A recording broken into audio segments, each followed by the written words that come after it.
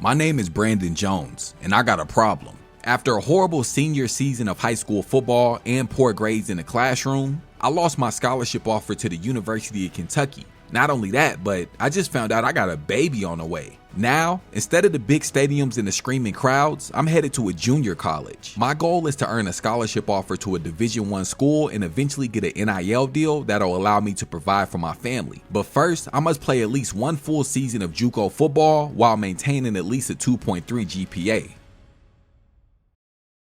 I was born and raised in Louisville, Kentucky, in a small neighborhood called Smoketown. Since the Civil War, it's been a historically black neighborhood, and it's still pretty much like that today. When my grandparents died, they left their house to my Aunt Donna and my Uncle D. Well, when Uncle D went to prison, my mom and I moved in with my aunt and all my cousins. Staying in the house with that many people made it easy to get lost in the shuffle. If you didn't speak up, you got overlooked. I had to fight for just about everything. I started playing organized football in the 7th grade, and it was immediately clear to everybody that I was going to be special. Although I was undersized compared to most of the other kids, I had crazy speed, so I was extremely hard to catch. I quickly fell in love with the game, but probably not for the reason you may think. Yeah, football was fun, but all the attention that came with it was even better. See, I know for a fact, I suffered from only child syndrome growing up. If all the attention and focus wasn't on me, I would tend to act out or slip into a dark depression. I stayed locked away in my room, sometimes for days. Then when my family would start to become concerned to give me the attention I was craving, I would pop back out. Well, I can honestly say that narcissistic, attention-seeking behavior is one of the main reasons I'm in the position I'm in today.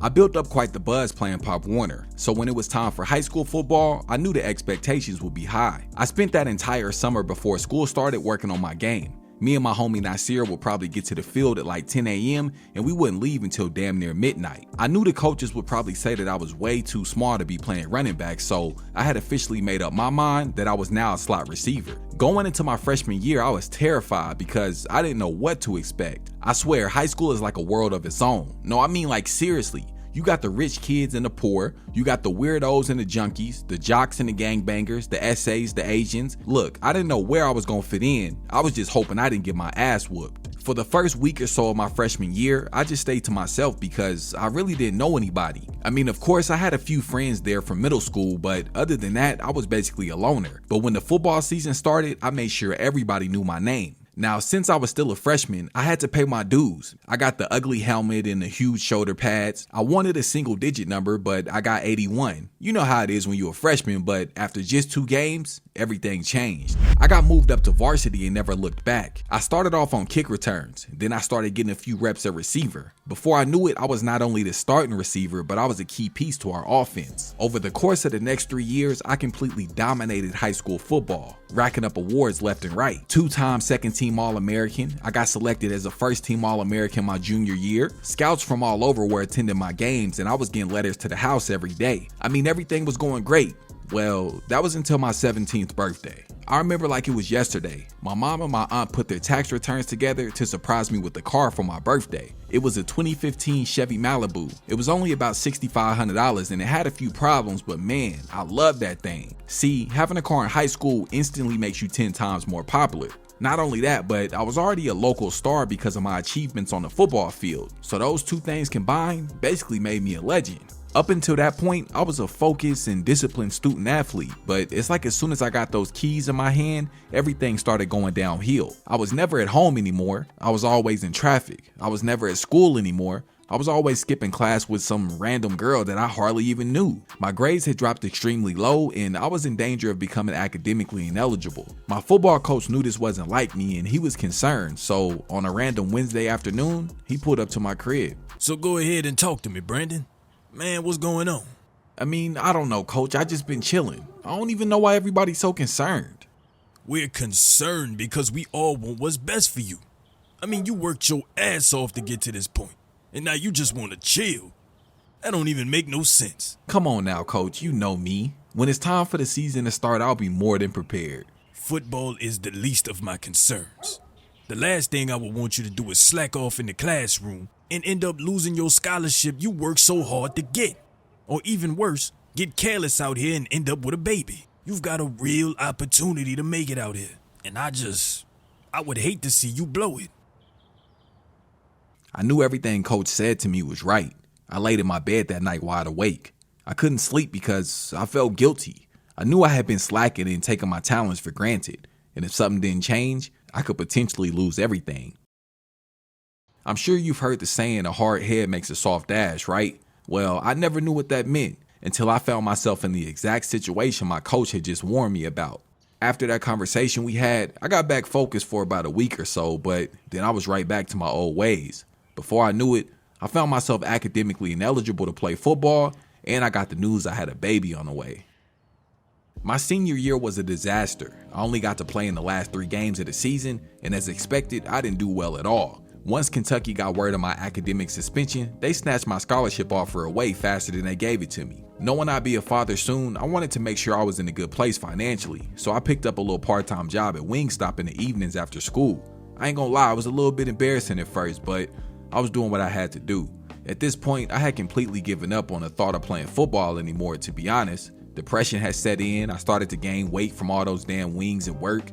I was just down bad. Well, my boy Nasir swung by the crib a few weeks after graduation. He was getting ready to leave for Texas A&M. My dog got a full ride scholarship. Just seeing how excited bro was made me happy because we literally used to sit and talk about this. After Nasir left the crib that day, I walked up to the field that we used to train at. Man, I sat there for hours, just reflecting, really just thinking about how my life decisions got me to this point. I put way too much time and effort into the game just to walk away. Not only just me, but my mom, my aunt, my coach. I mean, everybody invested in me in some type of way. Plus, with me having a child coming into the world, I owe it to him to make something of myself. It was at that moment that I decided to give football another shot. I tried reaching out to several D1 colleges, but all of them seemed to lose interest once they found out my story. The last thing these coaches want is an undisciplined player that they can't depend on, and I get that. Well, after repeatedly getting denied, my mom offered up an idea that I didn't really like at first, but after thinking about it, man, it started to make sense. She suggested that I go to a junior college for 1 year. She said it'll give me a chance to prove that I can maintain good grades and also show off my skill against players a little bit older and more experienced than me. Well, after weighing out all my options, I decided to commit to Independence Community College. They're about 9 hours away in Independence, Kansas. You probably remember them from season 3 of Last Chance U. Well, I hear they got a pretty decent team this year, and it looks like they got some nice facilities as well, so we gonna see. So tomorrow, I'll be jumping on a Greyhound headed to Kansas to start school. I decided to leave my car here with Bree so she'll be able to make it to and from her doctor's appointments. Honestly, I hate I'm not gonna be able to go with her, but at this point, it just kinda is what it is. My mom and my aunt agreed to help her out if she ever needs anything. This is really gonna be my first time being away from home and I won't know anybody. But I'm treating this like a business trip. Yeah, I'm not going to have fun. I just wanna lock in and do my job and then come back home in a few months with the D1 scholarship offer.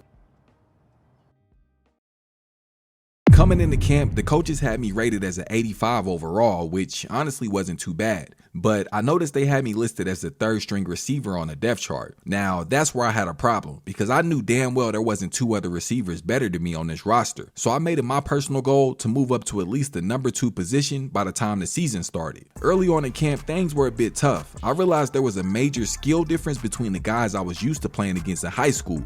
Not only skill, but there was also a huge strength difference as well. I was dropping quite a few passes, my routes were sloppy, and honestly, I was just being outplayed, but of course that didn't last very long. See, the one thing I have that can't be taught is speed. Once I realized that the DBs couldn't keep up with me, I started having my way. I think it was about midway through camp that the coaches started to take notice of all my improvements, and before I knew it, I had moved up to the 2nd string slot. Not only was I putting in work on a football field, but I had also joined the track team as well. Of course, I didn't have any real intentions of actually competing in a track meet, but I figured if I could sharpen up my running form, it would increase my speed. JUCO college is actually pretty boring. If I wasn't at football practice or somewhere on the track, I was in the classroom learning or in the library studying, or probably in my dorm room sleep. It honestly felt like a boot camp, but I low-key kind of liked it. The national junior college rankings got released, and I saw that 2 of our opponents were ranked inside of the top 10, Dodge City Community College and Hutchinson.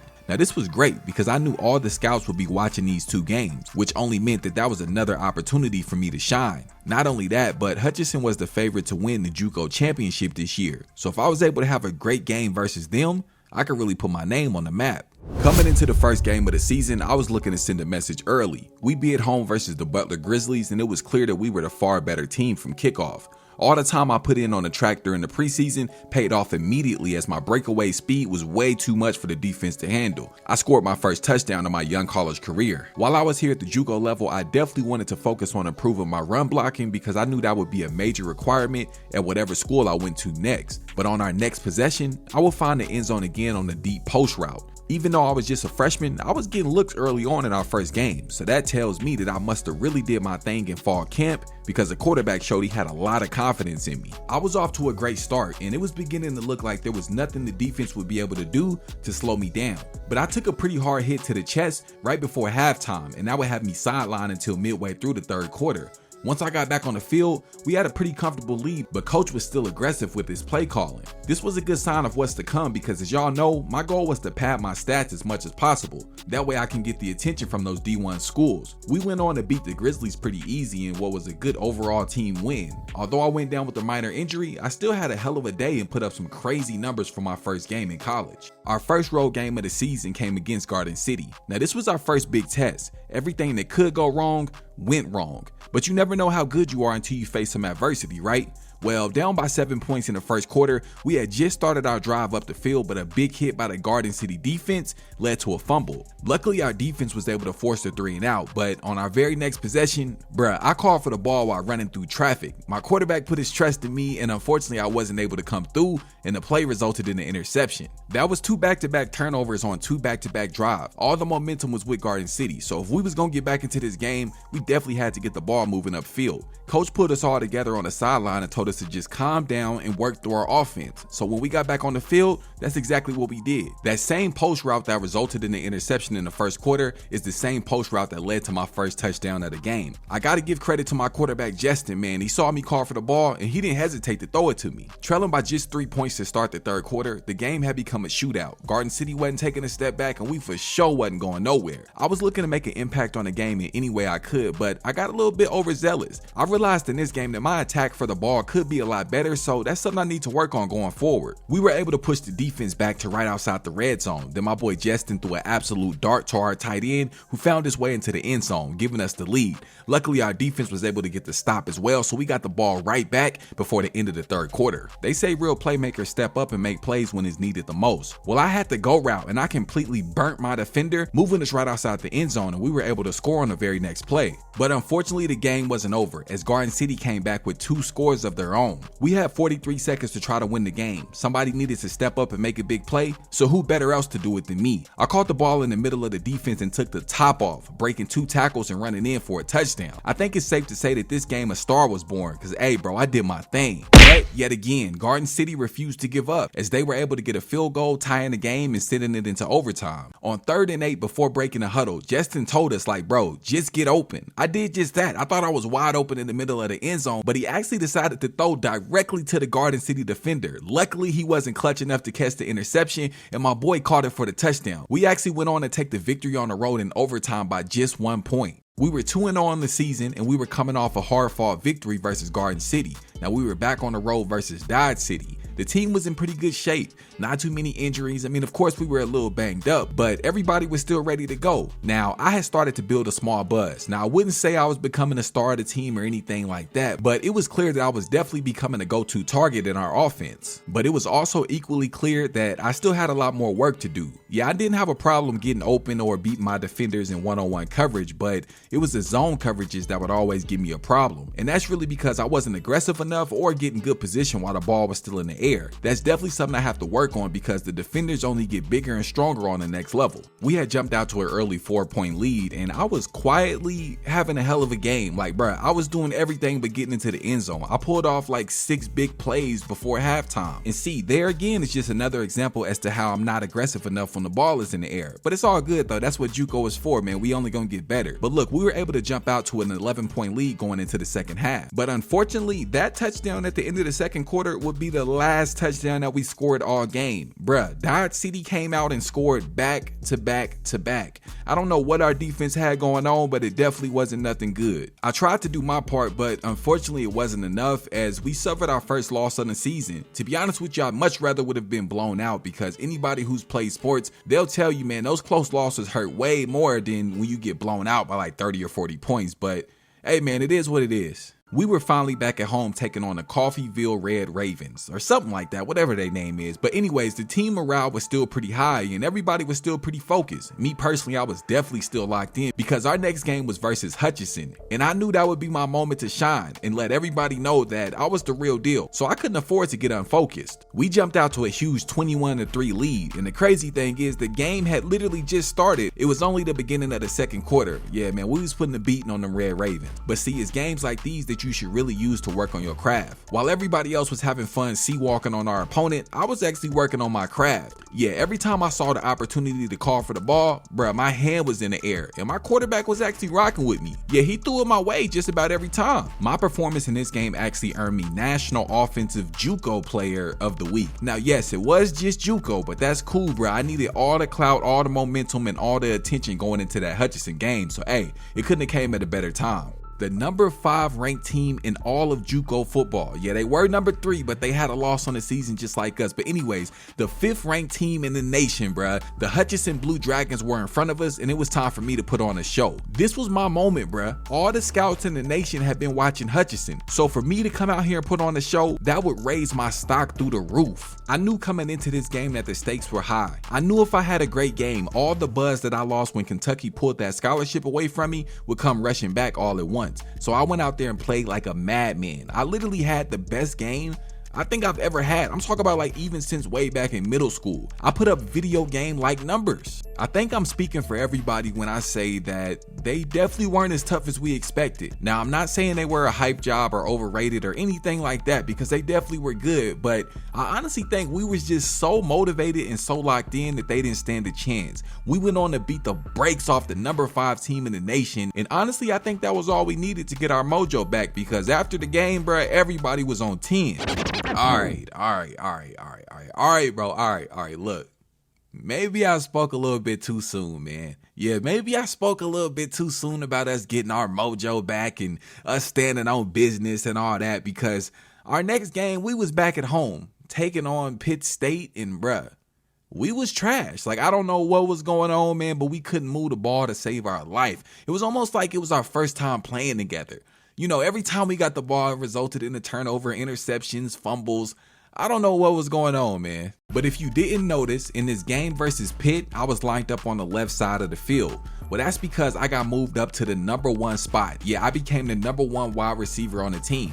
After my performance versus Hutch, I also received another National JUCO Player of the Week, so I pretty much solidified myself as the best. But yeah, man, we definitely got done bad when we played against Pitt State. I know we were the better team, so I really don't know where our head was, but if I'm being honest with y'all, man, speaking for myself, that Hutchinson game was really my Super Bowl. I knew the severity of me having a good performance. Like, honestly, that's the game I was really looking forward to. So after that, it was kind of like, bro, what is we even playing for? Like, we in JUCO. Don't nobody really too much care about our record, and everybody's just playing to get out of here. Like, everybody's playing to make it to the next level. So I knew that Hutchinson game would be my Super Bowl. So after that, I definitely wasn't as motivated as I should have been.